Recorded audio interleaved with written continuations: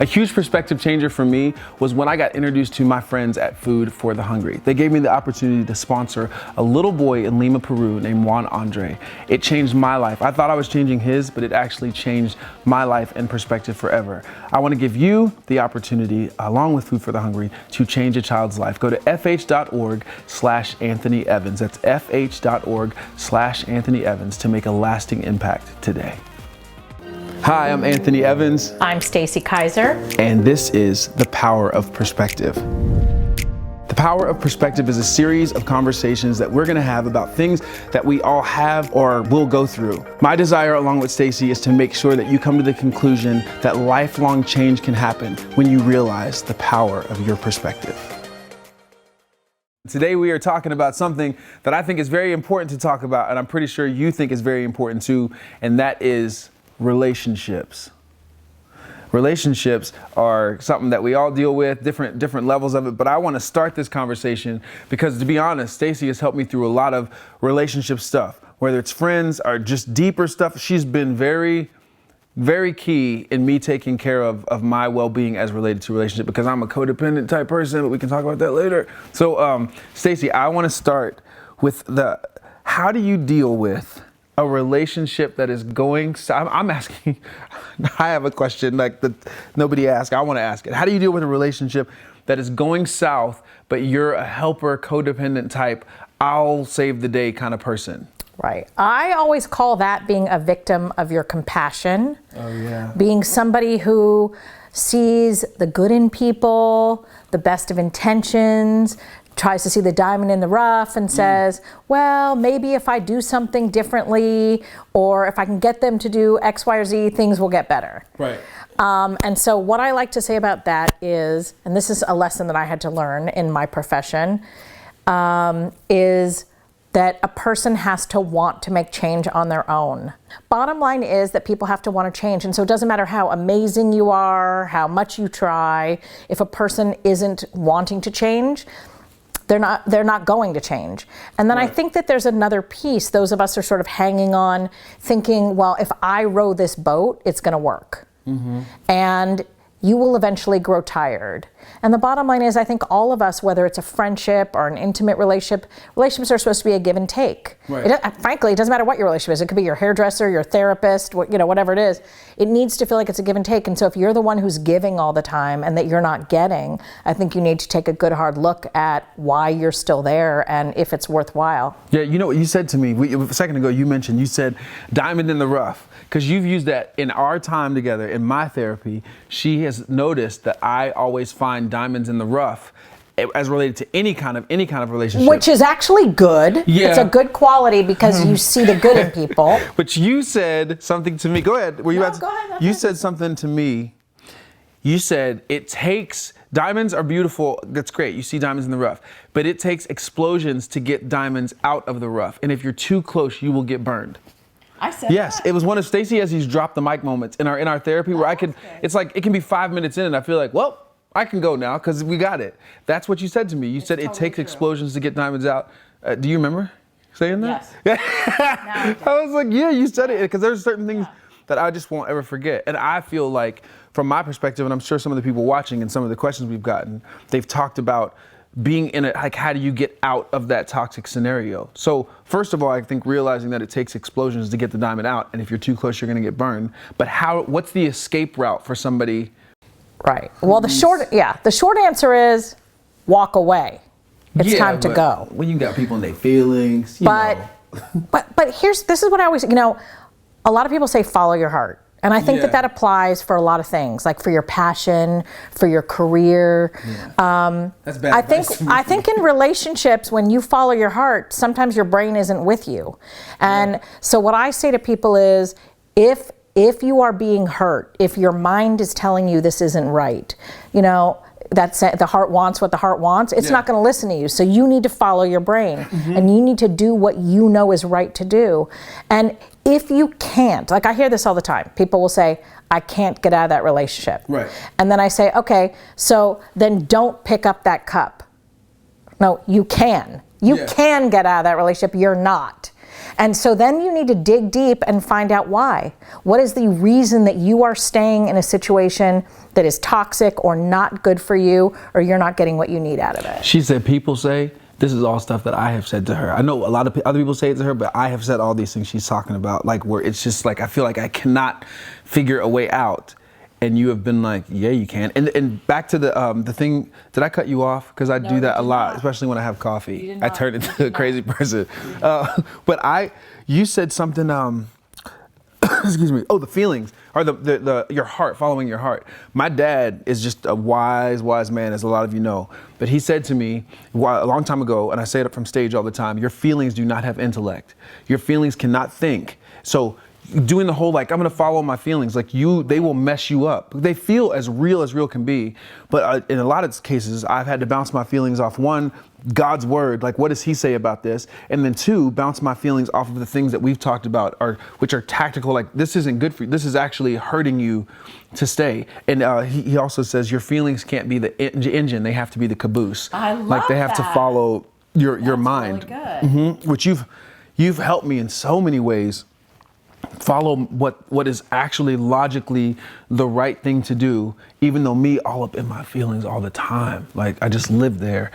It's very hard to get out. So what are some other tactical ways or practical yeah, I just ways? I want to say something about that, because here's the funny thing about feelings. Your feelings might say, I love this person, but your feelings also might say, I'm being hurt. Yeah. And so what ends up happening to a lot of us is we only look at the I love this person feeling. We're not looking at the painful part that's happening and the fact that they're hurting our feelings. Yeah. In a relationship scenario where you try to just look at the good part, this is another thing we also talked about. I think my sister said this to me.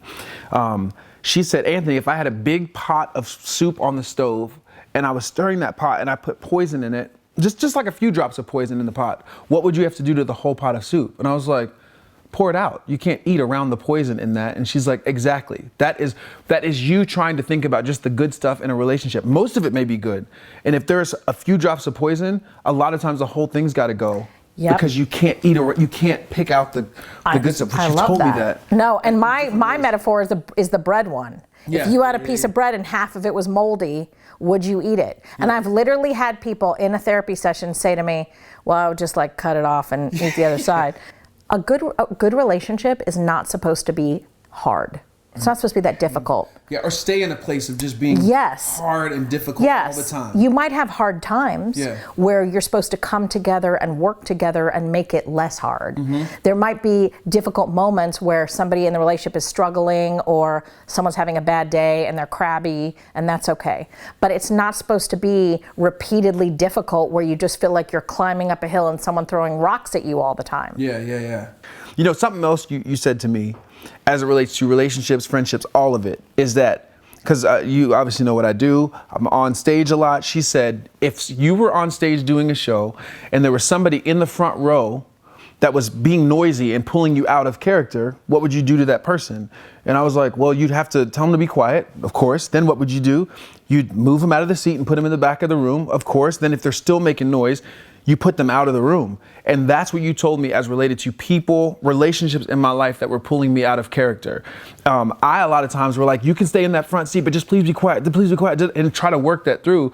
And you were like, no, move them, because there's somebody who wants to be in that seat, who will actually be excited about watching you be in character, watching you be who you're supposed to be. And that advice changed my life, because I didn't realize that once you empty that seat, I always thought there's an insecurity in me that thinks that seat will forever be empty. That seat will forever be empty. But the people who have came and sat in those seats in the front now in my life, who want to be there and understand the value of that seat, it's helped me stay in character even more, because I know how excited they are about seeing me be who I'm supposed to be. That is my whole thing about all relationships. So this might not necessarily be an intimate relationship. This might be friends or family. I always think, you happen to be in a theater setting, but I think it applies to anyone. It could be like a stadium, a theater, is that some people get the A+ seats, some people get the B, the C, balcony, and then some people are out the door. And I think we all need to be more conscious about where we're placing people. Because if you have people who are too close to the front seat, they have too much access to you, then you are distracted by them. Then you're shushing them, then you're dodging bullets, then you're dealing with it, and you're not able to deal with the rest of your life. And so that's where you see that your work will be impacted, your family life will be impacted, your peace will be impacted. And so keeping the dangerous, toxic, destructive people away from you actually serves to protect your peace and help you make your life better. Right. Protecting your peace and keeping those people away is huge. But what about the person who's watching right now who is like, right, what if I'm married to that person? And listen, I am not married, so I'm not going to speak to all this. But what do you tell somebody who is in a scenario, especially a Christian marriage, where you're not supposed to be like, yo, this is bad for me, and be out? Like, what would you tell somebody in that scenario? What are the steps? I know it's different. Well, I would say the same thing to everyone across the board, which is, first of all, if you are a parent in a situation like that, when the parent suffers, the kids suffer. And so you really need to take care of that suffering. If you're not a parent, or you are a parent, all of this applies, which is that you are not supposed to be suffering in your relationship. You need to go get help. You need to go get support. So that could be that you speak to a spiritual counselor, a priest, a preacher, pastor, any of that. It could be that you come to a counselor like me, that you need to go and reach out for resources.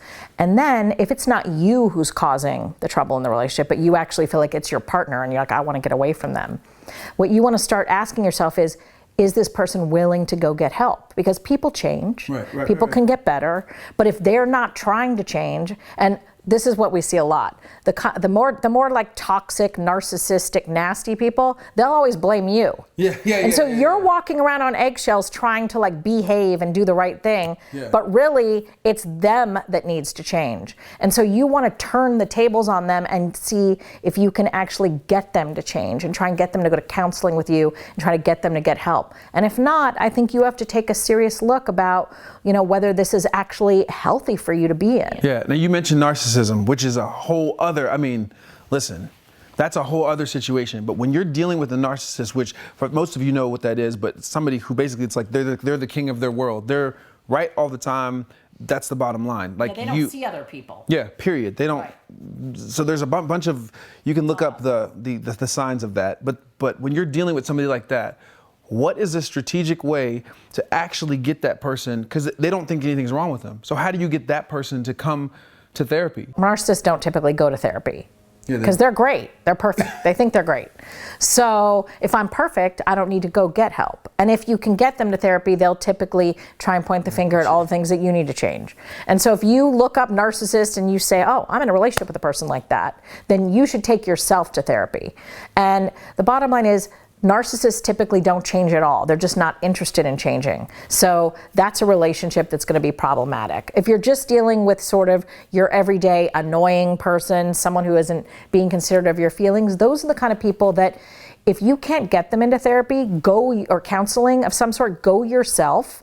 And then hopefully that spiritual counselor or, the counselor like me is going to say, okay, we need you to bring your partner in, and then they will come, by the command of someone else. Right. They'll teach. Yeah. They'll teach. I know it's all subjective, but them teaching you the steps to getting there yourself. Right.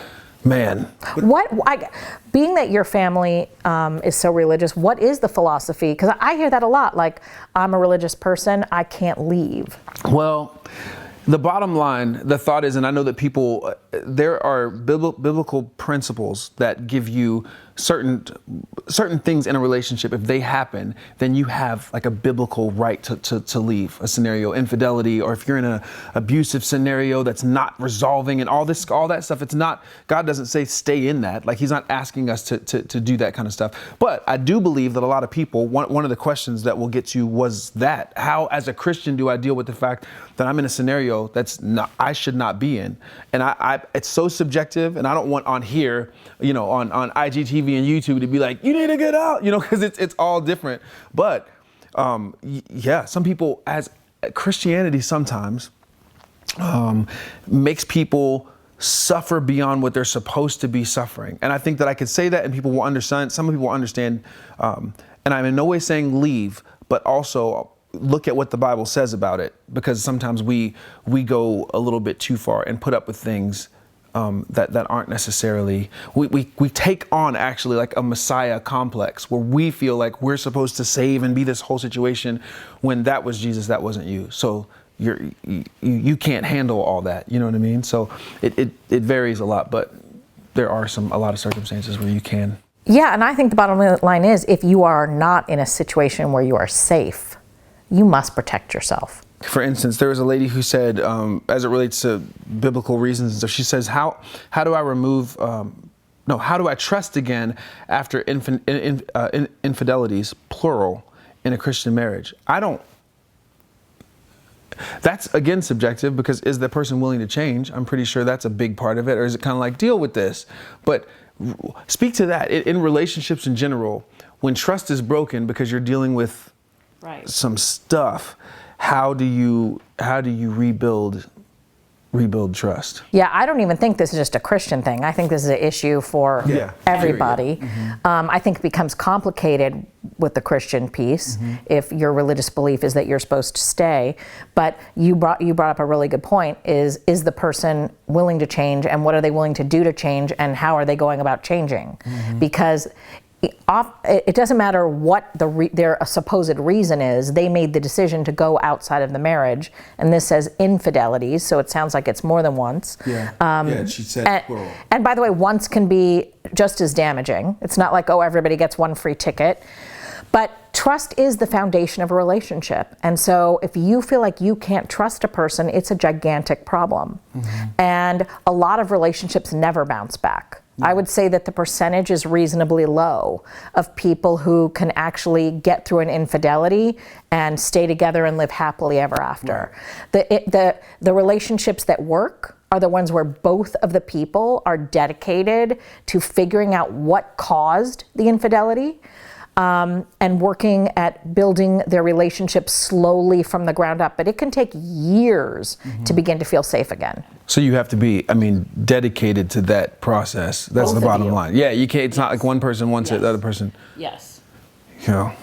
I was wondering, as related to, I'm going back to the narcissist stuff, because I view like when there are kind of those moments in relationships where there's a super discord, I associate that with narcissism for some odd reason. Like, I associate that discord with dealing with that. And so I want to go back to that just for a second.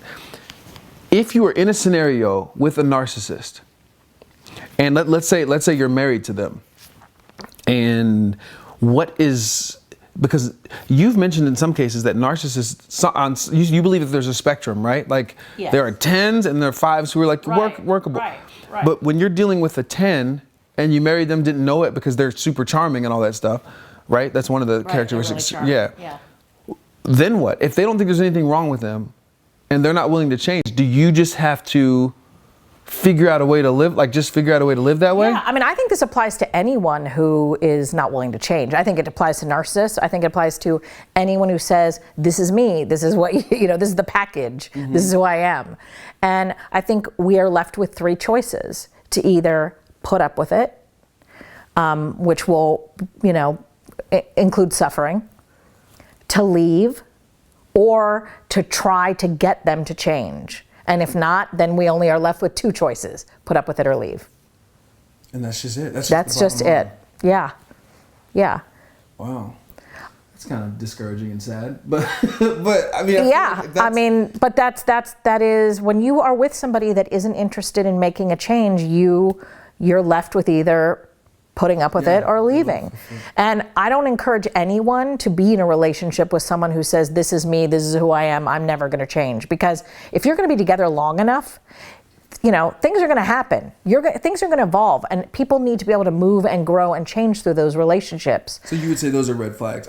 Yes, absolutely. In a dating scenario, when absolutely, like, this is me, this is who I am. Absolutely. Some people say it and don't mean it, so you sort of have to pick a little bit. But yes, that to me is a red flag. You want somebody who's flexible and wants to sort of move and change and work things out.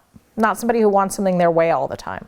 What are some other red flags? Since you mentioned red flags, lying is a red flag. Another giant red flag is a person who seems to be unable to commit Oh. So I worked with somebody who literally, the person that she was dating, the guy that she was dating, said, "Oh, I can't ever see you on Saturday nights, ever." It's like, okay, why? And he said, "Oh, well, I have something that I always do on Saturday nights," but she never knew what it was. So to me, that was a giant red flag. Listen, what was he doing on Saturday night? Well, she was the Friday night girl. And he had a Saturday night girl. I mean, and so that, or someone who, another red flag is someone who like doesn't want you to know their life or let you get to know their family. Also, somebody who's verbally abusive. Oftentimes, verbally abusive people escalate into being physically abusive people. People let that slide because like it's verbal, and then he got mad or she got mad, and it was just a moment, and you're like. And I don't believe people who, I'm not. It's not like everybody blows up, once in a great while. I'm talking about somebody who's literally verbally abusive. Wow. So somebody, if you're like me, and I guess you kind of lean toward the helper, fixer, codependent kind of vibe, how do you get to the point? Well, you've actually taught me a lot of ways. How do you get to the place of making your peace your priority? Or, you know what I mean? Or kind of getting to the place where you actually know that without you being the helper, you can still find something great and be in something great. You don't have to find projects. Right, that's it. You don't need a project. You don't need, if you want a fixer upper, buy like a junker car or a house that needs to be rebuilt. Don't get in a relationship. Don't get a person who needs to be fixed up and changed. You want to be with somebody who is a whole person, who maybe they get better because of you, but they don't need to be like built because of you. They get better because of you, but they don't. You're not into building situations. Yes. So we're picking this back up with some questions, but I feel like we might have to do more relationship stuff because there's a lot. We're not even getting to we're not scratching the surface with all these questions, but we'll get a few now, and then y'all stay tuned and we'll make sure we get you covered. We'll do a few. How do I make my ex understand that our relationship is now just platonic? So that's interesting. This person isn't saying if they are crossing the boundary, but sometimes people will say it's platonic and then they're like, "Oh, well, we fell into bed last night," or well, we were cuddling on the couch. So the way to really send a message that your relationship is platonic is to refuse to cross the line of being just friends. Period. Under no uncertain circumstances. So to the point that they beg, plead, cry, it's like no, no, no, no. And eventually they'll get the hint. Now it's possible that they may not want to be around you in that way, that they're just hanging out waiting, thinking that maybe that you will bend and acquiesce. Yeah. And so just be prepared for that. I'm like, right. What you doing? Like, did you hold his hand in the movie? Then, yeah, you know can't. Like, what's up? No, I don't feel like we got the whole story on that. You need to treat the person like it's like your grandparent. Oof, I get it, and sometimes they might go away because that's a hard transition to go from the one to one of many. And hey, I'm busy. I'll talk to you later. And to be treated like you're digressing in relationship. That's not a fun feeling at all. No, but what I like about this is that this person is clearly a person who pushes boundaries and isn't respectful of someone's request. So I'm glad they're your ex. Good job. Hey! There's the silver lining. Yeah, look at that. That's great. We have another one here. Now, what if the person that you're with is working on their process? Okay, we're not dealing with narcissists. We're doing like a toxic scenario, but they're willing to work on their process. But in their process of working on themselves, you're still getting hurt because they have moments of relapse into that old behavior. So you have great, and then relapse. Great. What do you do there? And if it's not a marriage, if you're in a relationship with somebody who's willing to do the work, but you're getting hurt along the way. Yeah. So I'm very much a believer that if you are in a relationship like that you're not under any obligation to stay forever. Mm-hmm. If you feel like you're not getting your needs met, you feel like things are taking too long for the person to change, you feel like you're being hurt by the process of their change, you have some options. You can say, we're gonna break up now, but call me if you straighten this out, and if I'm still available, we can go out again. Or you can just say, this isn't good for me right now, we can be friends. What if the person's response right there is like tears, no, I can get it together, and they do the heart thing to pull you back? Then you can say, all right, well, as long as you're going to counseling regularly and whatever, I'll give it another month or so. But we are not put on this planet to tolerate what other people are putting us through. Yeah. You know, we all have our own pain. We all have our own issues. I do believe that when you're in a relationship, you need to have compassion for someone, especially someone who's working through something. But if you're being victimized by what they're working through, it's not okay for you to have to stick around. You're not obligated to do it. Okay, let's do one more as related to relationships. And again, we'll jump into your questions. But this one's very interesting to me, and I think I know your answer. But this lady says basically the biological mom of her now husband had a child before and said the child is with his biological mom. Actually, the child has been with his ex-girlfriend, who is not the child's biological mom. Oh. So he's been, like, he basically told everybody to tell my current wife that you're the son's bio. So now she's finding out That it's all a lie. that it's a lie. And the husband did it because my son has a bond with her that I did not want to break. So with my ex, so I didn't want to break that, but I didn't want to hurt you, and I didn't want to say. So it's crazy. So she's like, I believe that in my marriage that this is unfaithfulness because I'm his wife now, and the kid's like hanging out with this ex-girlfriend. So I mean, she said they've gone to therapy, whatever. He's been told he needs to make his choice between, he just needs to make a choice. But he's saying he will not stop having his son with her, the ex-girlfriend, not the posed bio mom, because he thinks that relationship is necessary for his son. I mean, my biggest issue with this whole story is the lying. Yeah, that's Okay, because him sort of saying, well, I'm prioritizing my kid now, he should have walked into the relationship with that honestly and said, this is the situation, so that she would have had a choice. Like, she could have said, yes, I want to date you under these conditions or not. So to me, it was like false advertising. Yeah. And I don't like that. To me, that's a very, very big issue. And it's very clear he's making a choice. So he's saying this is the deal. And one of the things that I always say is whoever says no wins. So he said, no, I'm not changing. And so now she's left with those two choices that we talked about earlier. Put up with it or leave. And in this scenario, you're like, the lying is the concern, like not the... Yeah, all of it. I don't like any of it. This person's not being made a priority. But yes, the fact that when you walk into a relationship and you invest time, you should know what the deal is. Right. And so he hid a bunch of cards. He wasn't honest about it. So there's nothing I like about this story at all. Nothing. Yeah. Yeah, one of the things that I just want to add is sometimes there isn't a good choice. Sometimes staying is bad and going is bad. Sometimes you can't win. And so then you need to look at the long term and ask yourself, if I stay or if I go, what is my best shot for the next 1 year, 2 years, 3 years, 5 years, 20 years? The lesser of two evils. Yeah, for me to be happy. Yeah. The greatest thing that you taught me is the preservation of my peace and making sure that I'm operating on all cylinders as a person. I couldn't imagine having some of the things that were going on in my life before all the loss surrounding my family. Relationally, I couldn't imagine not working all that out and then having to go through grief at the same time I have people in my life who are toxic or, just hard.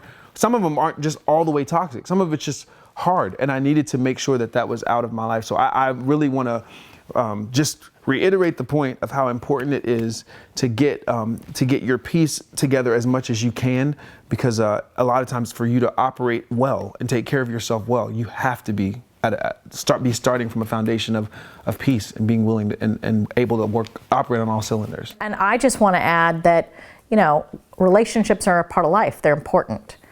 But at the end of the day, you are the only person who's going to be with you 24 hours a day, 7 days a week, 365 days a year. If you don't protect your peace, if you don't have your back, there's not going to be anyone else that you can count on for sure that they'll do it. Yeah. Stacey Kaiser, ladies and gentlemen. We'll be back soon with more of The Power of Perspective.